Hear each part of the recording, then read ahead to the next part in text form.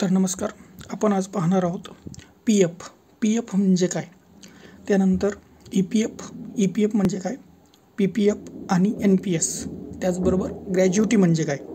तर सगळ्यात महत्त्वाचं पी एफ. तर पी एफ म्हणजे काय हे पाहण्याच्या आधी बघा, तर पी एफ कशासाठी असावा लागतो. पी एफ म्हणजे प्रॉव्हिडंट फंड म्हणजेच भविष्य निधी. नोकरीनंतर ज्यावेळेस तुम्ही रिटायर होता त्यानंतर तुमच्याकडं काहीतरी पैसा हवा, यासाठी काही रक्कम जी नोकरी करत असताना जेव्हा छोटी कपात करून ती साठवून ठेवली जाते आणि तुमच्या म्हातारपणी रिटायरमेंटनंतर तुमच्यासाठी तो पैसा उपयोगी पडतो. पी एफ अकाउंट हे जसं करंट अकाउंट असतं बँकेमध्ये, सेव्हिंग अकाउंट असतं, तसंच पी एफचं अकाउंट खोललं जातं. एक आपण घरामध्ये जो डबा ठेवतो गुल्लक, त्याच्यामध्ये जे पैसे कायम टाकत असतो तेच म्हणायचं एक पी एफ. त्या प्रकारचं एक पी एफ अकाउंट असतं की करंट सेव्हिंग याप्रमाणे एक पी एफ अकाउंट असतं. तर हे पी एफमध्ये दोन अकाउंट पडतात, दोन भाग पडतात. त्याच्यामध्ये ई पी एफ आणि पी पी एफ. तर ई पी एफ म्हणजे काय, ई पी एफ म्हणजे एम्प्लॉई प्रॉव्हिडंट फंड आणि पी पी एफ म्हणजे पब्लिक प्रॉव्हिडंट फंड. आता हे ई पी एफ म्हणजे काय आणि पी पी एफ म्हणजे काय हे आपण पाहणार आहोत.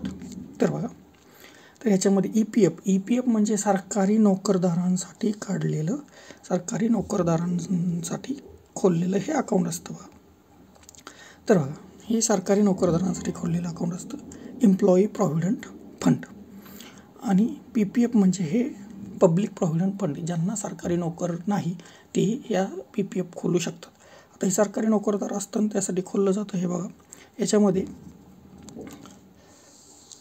तर बघा ई पी एफमध्ये काय, तर सक्तीनं पैसे याच्यामध्ये सरकार जमा करतं. हे खातं तुम्हाला खोलावं लागतं आणि किंवा सक्तीनं पैसे जमा करतं खातं.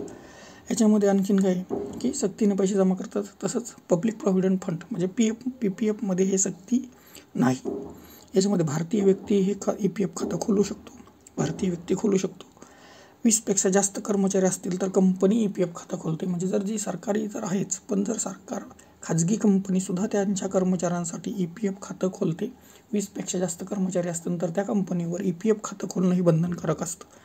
तसं पी पी एफ हे खातं एकच व्यक्ती खोलू शकते. आता हे ई पी एफ कुठं खोललं जातं, तर ई पी एफ ओ या ठिकाणी हे ई पी एफ खातं खोललं जातं. आणि जे पी पी एफ खातं आहे ते खातं कुठं खोललं जातं, ते कोणतीही नॅशनलाइज बँक किंवा पोस्ट ऑफिसमध्ये तुम्ही हे खातं खोलू शकता.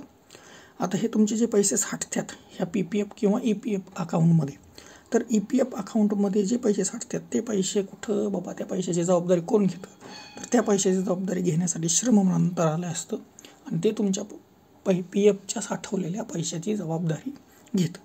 त्याचप्रमाणे इकडे पब्लिक प्रॉव्हिडंट फंडमध्ये याच्यामध्ये जबाबदारी कोण घेतं, इकडं तर सरकार नसतं, तर इकडं ह्या तुमच्या पैशाची जबाबदारी घेते RBI.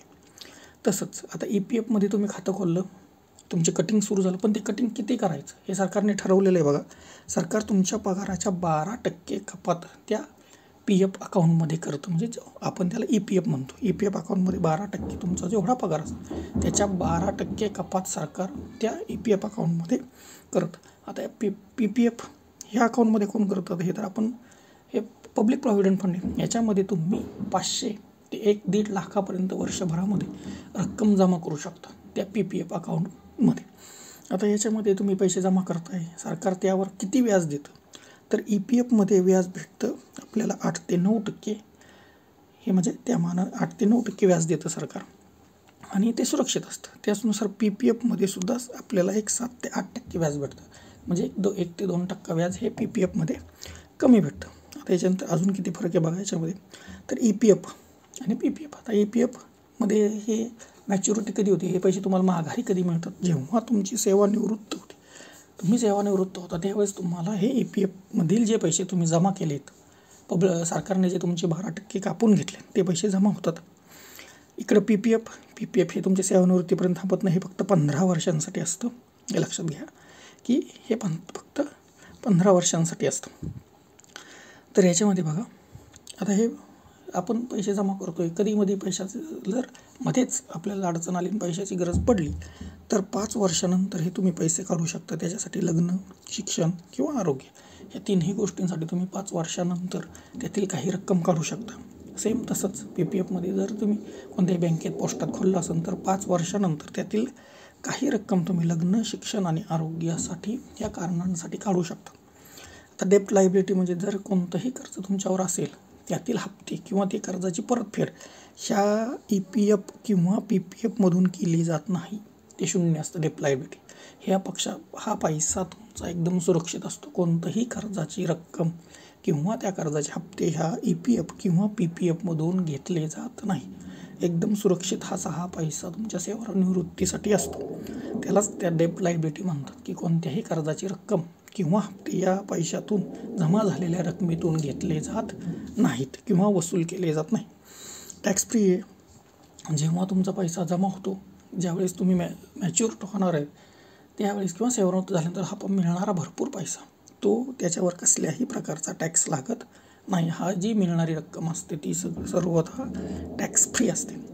आणि आणखीन एक महत्त्वाची गोष्ट म्हणजे हे EPF किंवा PPF हे दोन्ही खाते एक व्यक्ती एकाच वेळी एकदाच काढू शकतो.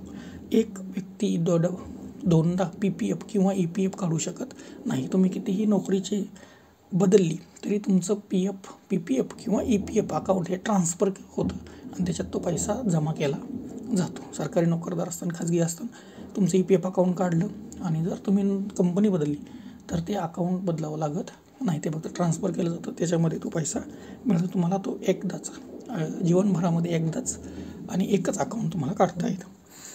आता फॉर एक्झाम्पल तुम्हाला वाटलं की याच्यामध्ये जे सरकार 12% कपात करते त्यापेक्षा मला जास्त रक्कम कपात करायची, मला आता सध्या पैशांची गरज नाही, मला नंतर पैसे हवेत, तर तुम्ही ज्यावेळेस 12%पेक्षा जास्त रक्कम कपात करायची असेल तर त्यासाठी तुम्हाला GPF हे खातं खोलावं लागतं आणि त्याच्यामध्ये तुम्ही कितीही पैसे जमा करू शकता. आणि जर PPFमध्ये जर असं असेल तुम्हाला वाटलं नाही मला जास्तीत जास्त जमा करायचे, त्यावेळेस तिथं PPF हे खातं खोलावं लागतं. हे लक्षात घ्या. हे दोन फरक आहेत बघा, GPF आणि PPF. GPF आपण भरपूर वेळा शब्द ऐकतो, पण हा PPF शब्द. आता PF बरोबरच नॅशनल पेन्शन स्कीम NPS ही सध्या सुरू झालेली बघा. जुनी पेन्शन काही 2005च्या कर्मचाऱ्यांना जुनी पेन्शन नाकारून NPS शासनानं सुरू केलेली. तर NPS काय नॅशनल पेन्शन स्कीम ही 18 ते 65 वयापर्यंत कोणी याच्यामध्ये अकाउंट उघडू शकतं. ही ऑप्शनल आहे. सगळ्यात महत्त्वाची, तुम्ही उघडावंच असं काही नाही, ऑप्शनल आहे. तुमच्या मनाला वाटेल तर उघडू शकता. तुमच्या मनावर हे सगळं सर्वस्वी तुमचे. त्याची मॅच्युरिटी 60व्या वर्षी होते की जेवढे तुम्ही पैसे याच्यामध्ये जमा करतात ते पैसे सगळे तुम्हाला 60व्या वर्षी भेटतात. आणि याच्यामध्ये सुद्धा की तुम्हाला व्याज जवळजवळ रिटर्न 10% भेटतो NPSमध्ये मॅच्युरिटी 10. आणि ज्यावेळेस हा पैसा तुम्हाला भरपूर पैसा मिळणार आहे तो सगळा पैसा हा टॅक्स फ्री असतो. त्यावेळेस त्याच्यावर कसलाही टॅक्स बसत नाही. आता यामध्ये एक गंमत काय की आपण पाहिलं EPFमध्ये आणि PPFमध्ये की आपण सुरू केल्यानंतर 5 वर्षानंतर त्यातील काही पैसे काढू शकतो, पण NPSमध्ये पैसे काढताना पहिले 10 वर्ष तुम्हाला कसलीही रक्कम माघारी मिळत नाही. 10 वर्षानंतर पहिला टप्पा 10 वर्षाचा आहे, त्यानंतर 5 वर्ष आणि त्यानंतर 5 वर्ष. आणि यासाठी तुम्ही ती रक्कम काढू शकता त्या लग्नासाठी, तुमच्या आरोग्यासाठी आणि शिक्षणासाठी यातील रक्कम काढू शकता. आता ही पैसे जे नॅशनल पेन्शन स्कीम हे का नको म्हणतात किंवा का हवी बघा. आता काही जण याच्या विरोध आहे ती पण NPSसाठी की ज्यांना ते जुनी पेन्शन हवी. तर NPSमध्ये जो पैसा जमा होतो तो पैसा शासन गुंतवणूक करताना तो करतं म्युच्युअल फंड्स आणि बॉन्ड्समध्ये गुंतवणूक करतं, शेअर मार्केटमध्ये गुंतवणूक केलं. जर मार्केटमध्ये जर काही राडा झाला तर हा पैसा रिस्क आहे या पैशात गुंतवणूक करण्यात. त्यामुळे कर्मचारी म्हणतात आम्हाला NPS नको आहे तर जुनी पेन्शन हवी. तर बघा ही गुंतवणूक करताना म्युच्युअल फंड्स किंवा बॉन्ड्समध्ये गुंतवणूक करतात आणि रिटर्न तुम्हाला याची 10% देतात. म्हणजे EPF किंवा PPF यांच्यापेक्षा सुद्धा NPSमध्ये जास्त रिटर्न मिळतं. EPFमध्ये 8 ते 9% भेटतं, PPFमध्ये 7 ते 8% आणि NPS तुम्हाला 10% रिटर्न देतं. त्याचबरोबर डेप्ट लायबिलिटी सेम EPF PPF आणि याप्रमाणेच याची पण डेप्ट लायबिलिटी 0 आहे. तुमचं कोणताही कर्जाचे हप्ते या रकमेतून वसूल करता येत नाहीत. हा पैसासुद्धा सुरक्षितच असतो. ही सेवानिवृत्तीसाठीची ज्या ह्या योजना आहेत त्याच्यामुळं ह्या तुमचा सुरक्षित पैसा तुमच्या सेवानिवृत्तीनंतर रिटायरमेंटनंतर तुमच्यासाठी उपयोगी यावं हा याचा उद्देश आहे. आता याच्यानंतर बघा ग्रॅज्युटी. तर बघा ग्रॅज्युटी म्हणजे काय, तर ग्रॅज्युटी हा कायदा सगळ्यात महत्त्वाचा हा कायदा कधी आला तर हा कायदा आला 1972मध्ये. आता ही ग्रॅज्युटी मिळते कोणाला आणि कशी मिळते, तर सगळ्यात महत्त्वाचं ग्रॅज्युटी मिळण्यासाठी एक अट आहे. तर जो कर्मचारी 5 वर्ष एकाच कंपनीत काम करतो, जो कर्मचारी 5 वर्ष एकाच कंपनीत काम करतो त्या कर्मचाऱ्याला ग्रॅज्युटी दिली जाते. आता बघा ग्रॅज्युटी म्हणजे काय, तर ग्रॅज्युटी म्हणजे काय, तर एका वर्षात 15 दिवसांचा जास्त पगार.